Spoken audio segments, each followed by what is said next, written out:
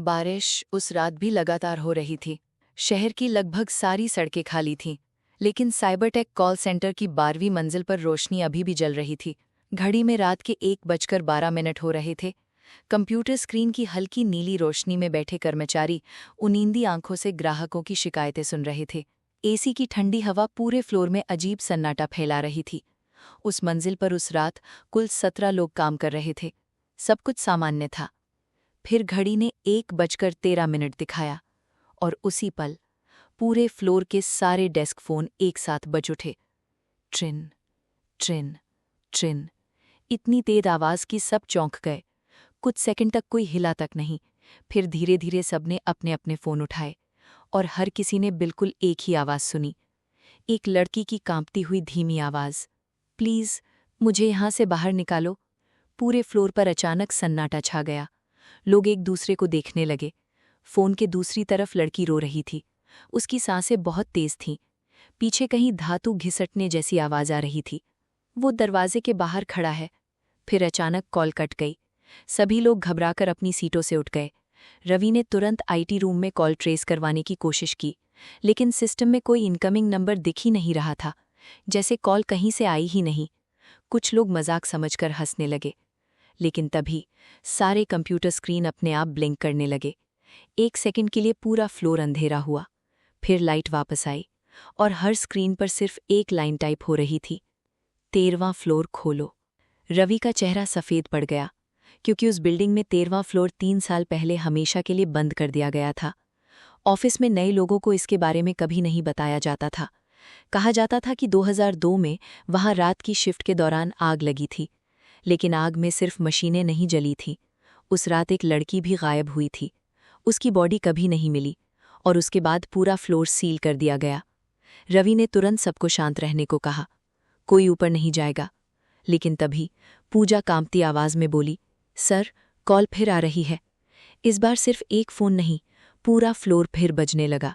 ट्रिन ट्रिन ट्रिन। सबके हाथ कांपने लगे। रवि ने धीरे से एक फोन उठाया। कुछ सेकंड सिर्फ सांसों की आवाज आती रही। फिर वही लड़की फुसफुसाई, उसने मुझे देख लिया।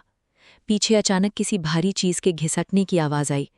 फिर धीरे धीरे फोन पर किसी के नंगे पैरों की आवाज सुनाई देने लगी। टक टक टक, जैसे कोई लंबे कॉरिडोर में चल रहा हो। रवि ने तुरंत फोन काट दिया। अब पूरे फ्लोर की लाइटें बार बार झपकने लगी। एसी बंद हो गया। हवा अचानक बहुत ठंडी हो गई और तभी ऊपर वाली मंजिल से किसी लड़की के जोर जोर से भागने की आवाज आई। धड़ धड़ धड़, जैसे कोई पूरी ताकत से दौड़ रहा हो। लेकिन ऊपर तो सील किया हुआ 13वां फ्लोर था। सब लोग जम गए। पूजा रोने लगी। एक लड़का धीरे धीरे सीढ़ियों के दरवाजे तक गया। उसने कान लगाकर सुना। ऊपर से अभी भी भागने की आवाज आ रही थी और उसके साथ किसी भारी चीज को फर्श पर घसीटने की आवाज, जैसे किसी को पकड़कर खींच रहा हो। अचानक सीढ़ियों के दूसरी तरफ से जोर से धमाका हुआ। धड़ाम। लड़का डरकर पीछे गिर गया। दरवाजा अपने आप हिलने लगा, धीरे धीरे धीरे। फिर अचानक सब शांत हो गया। कुछ सेकंड तक पूरा ऑफिस बिल्कुल चुप। फिर लिफ्ट अपने आप चालू हुई। डिंग। सबकी नजरें लिफ्ट पर टिक गईं। डिस्प्ले पर नंबर बदलने लगे। 10, 11, 12, फिर 13। लिफ्ट वहीं रुक गई, लेकिन उस बिल्डिंग में 13 नंबर का बटन था ही नहीं। पूरे फ्लोर पर किसी की सांस तक सुनाई दे रही थी। फिर लिफ्ट धीरे धीरे नीचे आने लगी। 13, 12, 11, 10। डिंग। लिफ्ट 12वीं मंजिल पर आकर रुक गई। दरवाजे धीरे धीरे खुलने लगे। अंदर पूरी अंधेरी लिफ्ट थी, लेकिन फर्श पर पानी फैला हुआ था और उस पानी में किसी के गीले पैरों के निशान बने हुए थे, जो धीरे धीरे लिफ्ट से बाहर आ रहे थे।